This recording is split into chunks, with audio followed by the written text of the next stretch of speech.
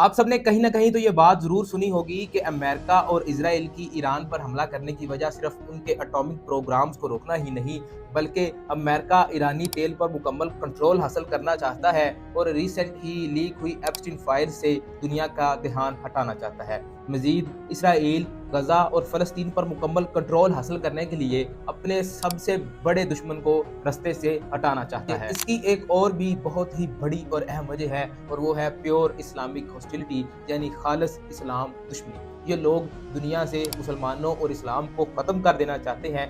Basically ये इस्लाम और कुफर की जंग है। ये बात कोई हवा में तीर नहीं और ना ही बीइंग अ मुस्लिम मैं मुसलमानों की मोहब्बत और कुफर की नफ़रत में कर रहा हूँ, बल्कि ये बात फ़लस्तीनी और इसराइली आला हुकूमती ओहदेदारान की हरकत और बयानात से वाज़ेह है। इसराइल का तो आप सबको मालूम ही है, इजरायली वज़ीर-ए-आज़म बेंजामिन नेतन्याहू बहुत पहले ही ग्रेटर इसराइल का नक्शा पेश कर चुका है। मज़ीद यहूदी अपने आप को दी चोज़न वन्स और सबसे आला और अरफ़ा समझते हैं और पूरी दुनिया पर हुकूमत करना अपना हक समझते हैं। इस्लाम से नफ़रत का आलम ये है कि वाक़या खैबर का ज़ख्म अभी तक दिल पे लिए बैठे हैं। वो अपने बच्चों की परवरिश ही इस तरीके से करते हैं कि एक दिन बड़े होकर उन्होंने दुनिया पर हुकूमत करनी है और मुसलमानों और इस्लाम से बदला लेना है। दूसरी तरफ अगर हम अमेरिका की बात करें तो अमेरिका भी इस्लाम दुश्मनी में कुछ पीछे नहीं है। अमेरिका का मौजूदा सेक्रेटरी ऑफ वार अगर हम अपनी ज़बान में बात करें तो वज़ीर दिफा पीटर हेग्ज़त एक बहुत ही बड़ा इस्लाम दुश्मन और प्रो इस्लामोफोबियन है। 2020 में इसने अमेरिकन क्रूसेड के नाम से किताब शाये की थी,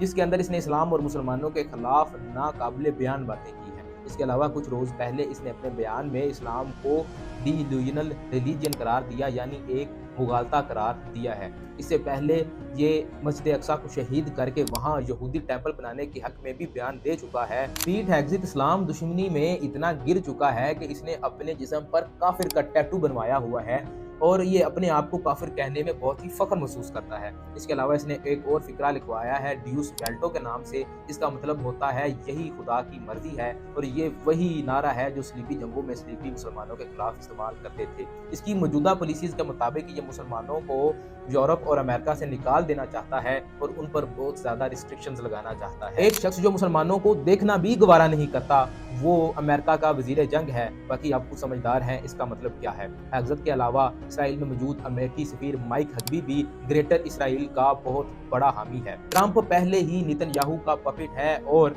व्हाइट हाउस जूश लॉबी के कंट्रोल में है। ये इनकी जंग ईरान से नहीं इस्लाम से है। इन्होंने शुरुआत ईरान से की है और आहिस्ता आहिस्ता हम सब की बारी आनी है, बाकी सब की बारी आनी है।